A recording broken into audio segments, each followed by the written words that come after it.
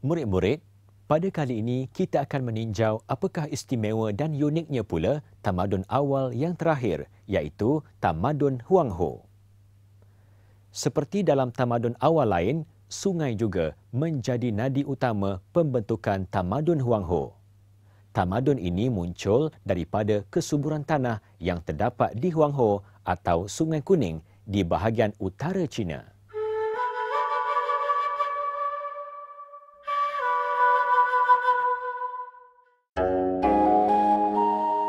Lokasi tamadun Huang Ho jauh daripada pusat-pusat tamadun dunia yang lain. Keunikan tamadun ini kerana fizikalnya yang bergunung ganang dan berpasir.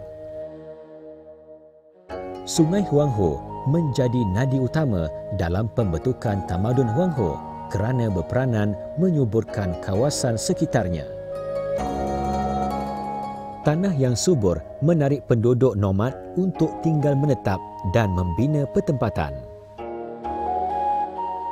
Tapak Banpo merupakan pertempatan awal penduduk Huang Ho. Penduduk menjalankan aktiviti pertanian,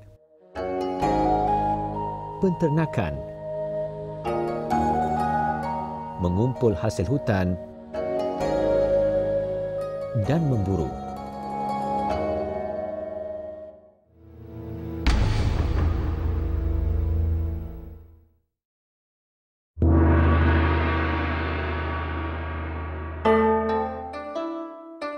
Tahukah murid-murid bagaimana bandar-bandar muncul dalam tamadun Huang Ho?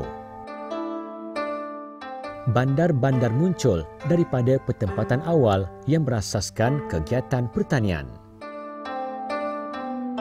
Anyang merupakan negara kota utama tamadun Huang Ho yang terletak di kawasan tanah tinggi di Sungai Huan. Antara ciri-ciri bandar ini adalah terdapat istana, kuil dan pusat pentadbiran. Raja sebagai ketua pemerintah, dibantu golongan pembesar dan golongan agama. Dilengkapi tembok untuk menghalang pencerobohan musuh. Dikelilingi perkampungan petani.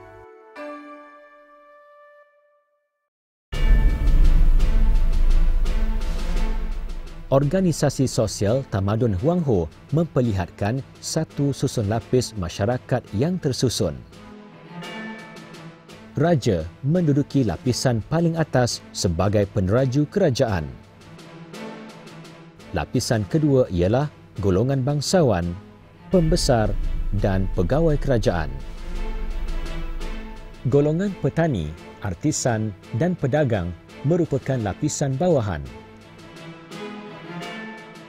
Golongan petani membentuk sebahagian besar penduduk dan mendiami kawasan luar bandar, iaitu sekeliling negara kota Anyang.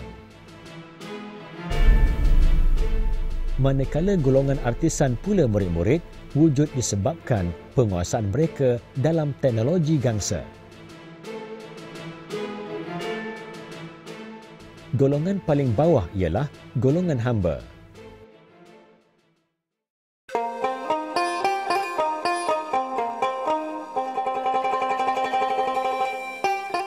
Susun lapis masyarakat yang wujud dalam tamadun Huang Ho membawa kepada pengkhususan pekerjaan. Golongan pembesar mempunyai tentera masing-masing. Terdapat dua kumpulan tentera, iaitu tentera yang menggunakan kereta kuda dan tentera yang berjalan kaki. Golongan petani menghasilkan tanaman makanan dan memberi perkhidmatan kepada golongan atasan. Golongan artisan berkemahiran mereka cipta pelbagai barangan tembaga seperti bekas minuman dan makanan, senjata dan barang tembikar. Golongan hamba berfungsi sebagai tentera paksaan, membantu kerja-kerja perburuhan dan untuk tujuan korban dalam upacara penyembahan.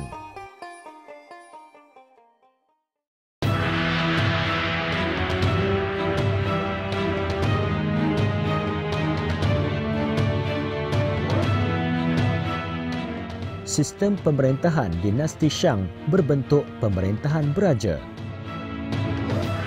Pengganti raja selalunya dilantik daripada kalangan saudara lelaki yang lebih muda atau anak lelaki raja.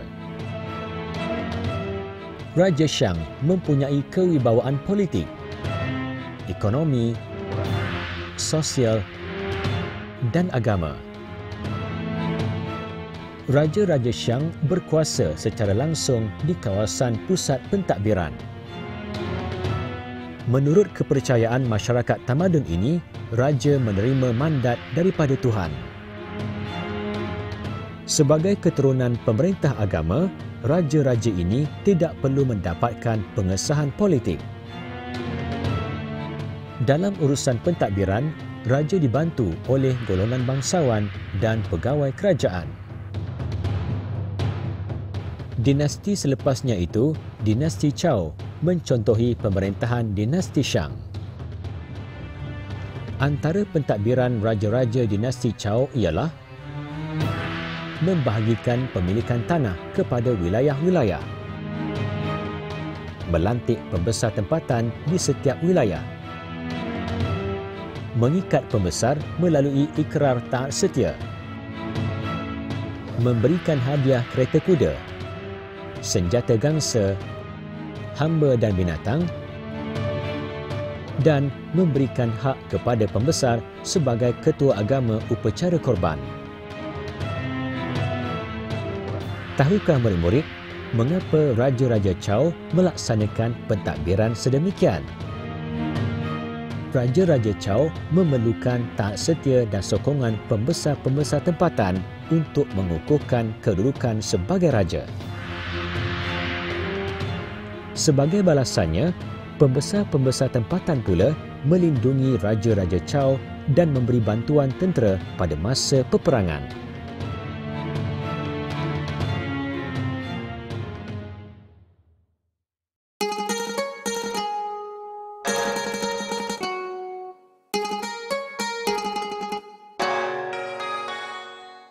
Masyarakat tamadun Huangho mengamalkan kepercayaan, animisme dan politisme.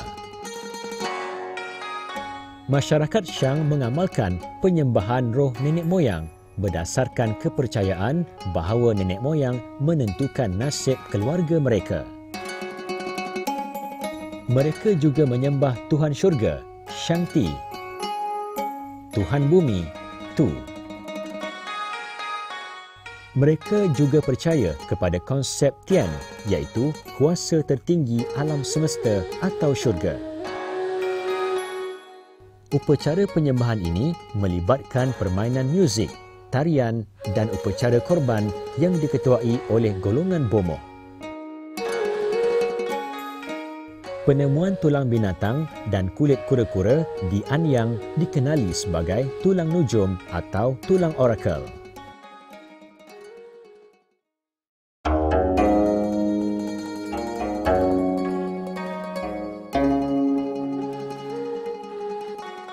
Tahukah murid-murid, amalan penilikan tulang orakel membawa kepada kemunculan sistem tulisan awal di China.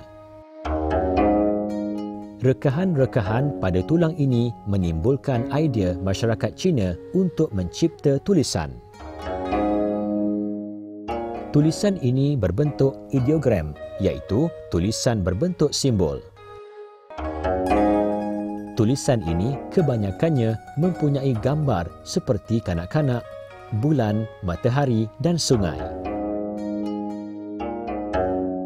Namun demikian, tulisan ini mula berubah kepada bentuk yang lebih kompleks seperti yang terdapat pada hari ini.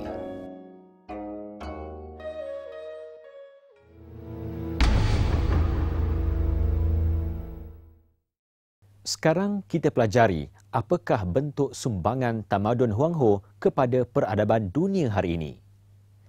Sumbangan yang dimaksudkan ialah dalam aspek politik, ekonomi dan sosial.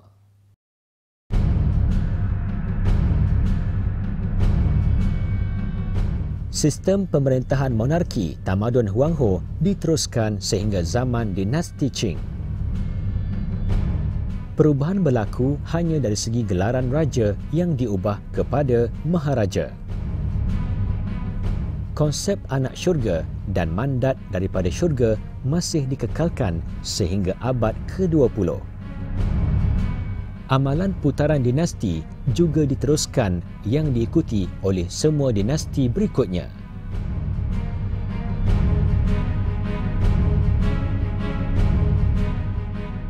Tahukah murid-murid, pembinaan sistem pengairan adalah sumbangan besar tamadun Huang Ho. Sejak dinasti Shang, terusan telah dibina oleh pemerintahnya untuk mengairi kawasan pertanian dan mengawal kejadian banjir. Kemajuan dalam bidang teknologi pembajakan, penciptaan cangkul dan sabit juga berlaku apabila sektor pertanian giat membangun. Petani telah mula menggunakan batas untuk membuat penanaman. Alat-alat pertanian yang diperbuat daripada besi digunakan bagi menggantikan alat-alat kayu.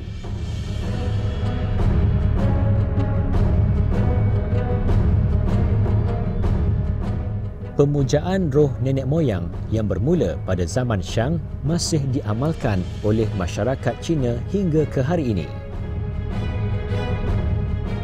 Unsur pemujaan diteruskan dan disesuaikan dengan peredaran masa.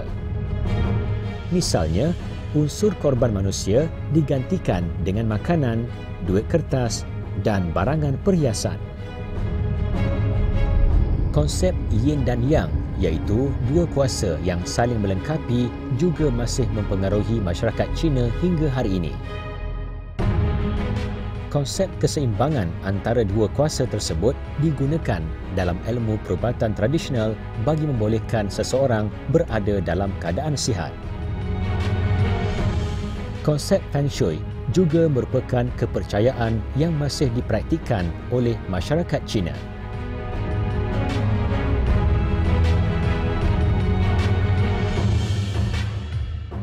Dinasti Shang telah memperkenalkan sistem kalendar yang mempunyai 30 hari dalam sebulan dan 360 hari dalam setahun. Raja menggunakan kalendar untuk menentukan musim menanam dan musim menuai.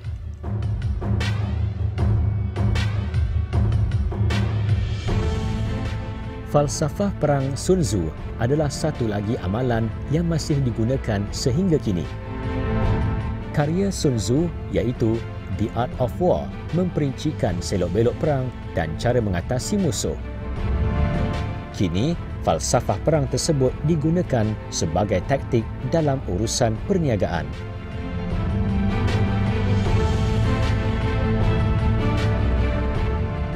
Sumbangan terakhir tamadun Huang Ho adalah sistem tulisan iaitu ideogram.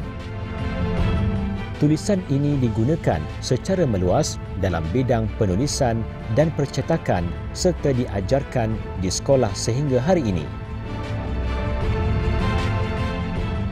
Orang Korea dan Jepun juga menggunakan sistem tulisan tersebut.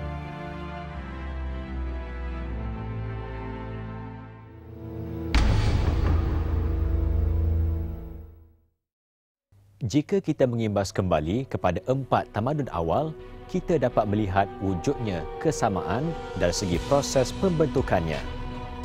Apa yang telah murid-murid pelajari dalam bab 1 ini dapat ditunjukkan seperti rajah berikut.